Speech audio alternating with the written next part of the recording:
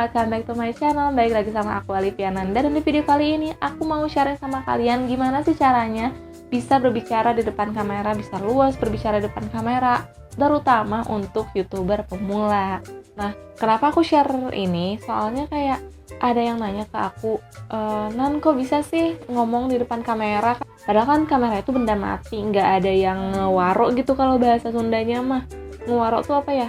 Nggak ada percakapan, nggak ada dialog gitu maksudnya. Kan kita cuma ngomong sendiri di depan kamera tanpa adanya orang yang lagi ngomong ke kita kayak gitu. Nah terus dari situ aku mikir kayak, oh berarti nggak semua orang ya bisa ngomong depan kamera, nggak semua orang bisa leluasa ngomong tanpa adanya orang yang ngomong lagi ke kita gitu. Nah jadi aku rasa aku tuh kayak ya udah aku akan share ini sama kalian. Kenapa aku bilangnya share, nggak bagi-bagi tips? Karena aku rasa juga aku masih belum bagus-bagus amat gitu ngomong depan kamera. Jadi aku juga belum expert amat. Jadi ya aku mau share ini deh. Tapi sebelumnya jangan lupa di subscribe dulu channelnya supaya aku makin semangat bikin videonya dan aku makin semangat bikin video-video yang bermanfaatnya. Lalu juga jangan lupa untuk di like video ini dan di share sama teman-teman kalian supaya makin banyak yang nonton. So kalau kalian pengen tahu apa aja, just keep on watching. Nah untuk yang pertama, kalian itu harus tahu kalian itu orangnya kayak gimana. Kayak misalnya kalian tuh tahu kalian tuh orang yang introvert atau extrovert. Kalian tuh suka menyelesaikan masalah sendiri, berdiam diri di kamar, atau kalian suka bersosialisasi, ngomong sama orang-orang, ngobrol kayak gitu. Kenapa itu penting dalam berbicara di depan kamera? Soalnya kayak aku nih ya, orangnya misalnya introvert. Aku kalau di depan kamera, aku merasa nyaman-nyaman aja. Karena apa? Karena kan kalau misalnya bikin kamera. Kan kalau misalnya bikin video aku tuh sendirian. Jadi aku merasa nyaman aja gitu. Aku sendirian bikin video, nggak ada orang lain di sekitar aku kayak gitu.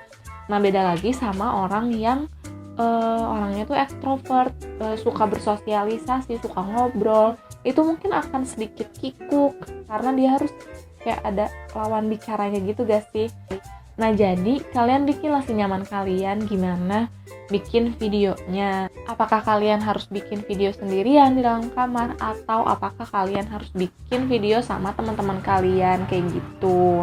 Jadi kita harus mengenali diri kita, mengenali dalam artian nyamannya seperti apa sih kita kayak gitu. Nah terus yang kedua adalah relax. Kita bikin video relax, santai, nggak usah terburu-buru. Kita juga boleh melihat cara orang lain berbicara, tapi kita juga tetap harus nyaman. Jangan takut salah, jangan takut belepotan. Karena aku pun kalau bikin video itu nggak semulus yang ada di hasil akhir yang aku share. Jadi tuh kayak ada aja yang si bloopers itu tuh emang beneran ada. Tapi kalian harus ingat kalau video itu bisa diedit. Jadi kalian tenang aja, walaupun ngomong kalian belepotan, ya coba aja ulangi lagi, dan itu nanti kan video diedit, disatu-satuin, bakal jadi satu kesatuan video yang bagus deh. Nah yang ketiga itu siapkan materi. Jadi kalian harus siapin materi apa yang akan kalian sampaikan di video kalian. Kalian tulis aja dulu, kalian di sana bakal ngomong apa aja sih, kalian bakal nyeritain apa aja sih kayak gitu. Jadi runtutannya tuh udah ada dari A sampai Z akhir pembuatan video kalian. Jadi kalian gak usah khawatir lupa di tengah jalan atau ada hal yang ketinggalan di video itu. Kayak aku misalnya, aku pakai kertas untuk nulis kayak ini ada cara berbicara, ini tuh contekan aku cara berbicara di depan kamera kayak gini. Jadi tuh kayak nggak perlu semuanya ada di luar kepala kita kayak gitu. Nah terus yang keempat adalah teruslah berlatih. Semua itu perlu proses dan kalian harus ingat itu. Gak mesti satu kali buat video kalian langsung jago bicara depan kamera. Karena semuanya itu perlu proses, kita itu semuanya emang harus belajar dari nol. Kita bisa berlatih dengan terus-terusan buat video, berbicara depan kamera, atau juga kita bisa berlatih di depan cermin. Jadi kalau misalnya kita belum bikin video atau mau bikin video nih, kita bisa kayak bicara dulu di depan cermin untuk latihan dulu kayak gitu. Atau kita juga bisa minta buat teman kita, rekan kita, atau saudara kita untuk menilai dan melihat gimana sih kita cara performa kita berbicara itu, atau cara performa kita menyampaikan sesuatu itu, apa yang kurang. Jadi kita harus terus introspeksi diri, jangan merasa puas, jangan selalu merasa puas dengan apa yang udah kita capai kayak gitu.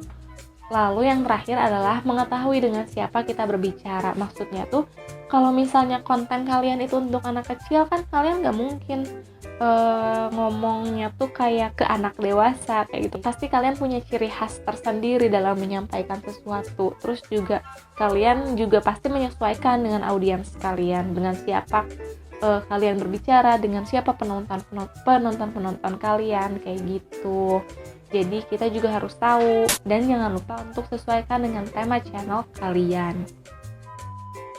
Oke teman-teman, makasih banyak buat kalian yang udah nonton video ini sampai akhir, dan jangan lupa untuk di like video ini dan di share sama teman-teman kalian supaya makin banyak yang nonton. Dan jangan lupa untuk komen di bawah untuk video selanjutnya yang akan aku bikin. Dan jangan lupa untuk di subscribe channel ini supaya aku makin semangat bikin videonya. Dan jangan lupa juga untuk aktifkan notifikasinya supaya kalian jadi orang pertama yang nonton. Yap, terima kasih teman-teman. See you on my next video. Bye-bye. Cara orang lain berbicara. Oh, bisa sih kayak ada bayangan abang. Nah, tuh jangan ngeliatin. Jangan, Nana mau bikin thumbnailnya dulu. Lupa juga untuk subscribe channel ini karena